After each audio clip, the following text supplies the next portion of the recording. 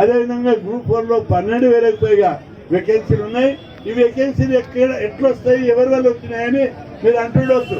మొన్న చీఫ్ సెక్రటరీతో మాట్లాడినప్పుడు కృష్ణయ్య గారు మీరు అంటే నాకు గౌరవం లేని ఇన్ని వేకెన్సీలు ఉన్నాయా అన్నారు.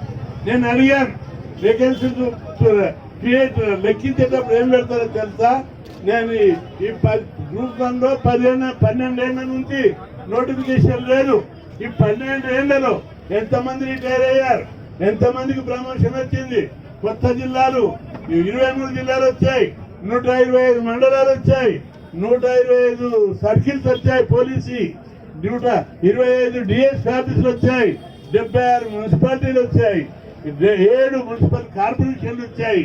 కాబట్టి ఇందులో కొత్త పోస్టులు ఎన్ని క్రియేట్ చేసిరని అడిగిన, కొత్త పోస్టులు క్రియేట్ చేయలేదని చెప్పారు. ఎంతమంది ప్రమోషన్ పొందారు మీకు లెక్కలు తెలవాలి. మీ అందరికీ గాలి మాటలు కాదు, లెక్క ఎన్ని పోస్టులు ఉన్నాయో దానికి ప్రతిపాదిక చెప్తున్నాం. మీ అందరికీ ఎవరు మాట్లాడినా మీరు ఎక్కడ ఎమ్మెల్యేలు కానీ మంత్రులు మాట్లాడినప్పుడు ఈ 10 ఏళ్లలో ఎంతమంది రిటైర్ అయ్యారు, ఎంతమంది ప్రమోషన్ వచ్చారు, కొత్త జిల్లాలు కొత్త మండలాల వల్ల ఎన్ని పోస్టులు వచ్చినాయి, ఇవన్నీ లెక్క పెట్టమని అడిగాం. అంటే రియలైజ్ అయింది.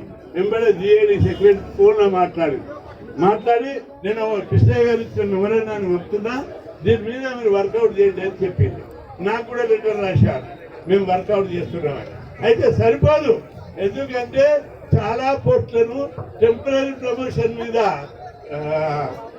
చాలా మందికి ప్రమోషన్ ఇచ్చారు. 46 ఒకటి తీసిరు. దాని విషయంలో కూడా ప్రభుత్వాన్ని వాదిస్తున్నా. నిరుద్యోగ సోదరులు మీరు అందరూ చదివి బకవాయిరు తమ్ముళ్ళు. చాలా మంది తమ్ముళ్ళని చూసి చెల్లెమ్మలను చూసి ఏమిటి ఇవ్వండి చదివేటప్పుడు బాగుంది, ఇప్పుడు ఇట్లా బకవాయినట్టు ఏం తమ్ము ఇట్లా బకవాయిన అంటే చదివి ఇట్లా అయినా అంటున్నారు. కాబట్టి మీ కష్టం వృధా పోదు, మీకు ఎవరు లేరని ఫీల్ కాకుండా మేమందరం ఉన్నాం. గురుకుల టీచర్ పోస్టుల గురించి కూడా గొడవ అయింది, మీ అందరికీ తెలుసు. కొట్లాడి నోటిఫికేషన్ అయ్యి 12,000 వేకెన్సీలు ఉంటే 9,000 నోటిఫికేషన్ ఇచ్చారు. భర్తీ చేసింది 3,000. నేను చెప్పాను రిలింక్విష్మెంట్ పద్ధతి, ఆప్షన్ పద్ధతి పెట్టి మొత్తం పోస్టులు భర్తీ చేయాలి. ఒక్కొక్కరికి 3-4 పోస్టులు వచ్చినాయి. అట్లా రావడం వల్ల అన్యాయం జరుగుతుంది, బ్యాక్లాగ్ మిగిలిపోతాయి అని సీఎంకి చెప్పాం, ఫైనాన్స్ మినిస్టర్ డిప్యూటీ సీఎంకి చెప్పాం. కాబట్టి అది కొందరు సోదరులు కోర్టుకు పోయారు, కోర్టు కూడా ఇచ్చింది. ఈ విధంగా డిఫరెంట్ ప్రాసెస్ లో ఉన్నాయి. ఇవన్నీ కూడా మీ అందరు చెప్తున్నా. గ్రూప్ 2లో మాత్రం 2,000 పోస్టులు ఖచ్చితంగా వచ్చే వరకు మనం పోరాటం చేస్తున్నాం. గ్రూప్ 3లో 3,000. అదేవిధంగా మీ అందరికి తెలుసలేదు, 93, 94లో గ్రూప్ 2 పడ్డది, 78లో ఒకసారి గ్రూప్ 2 పడ్డది.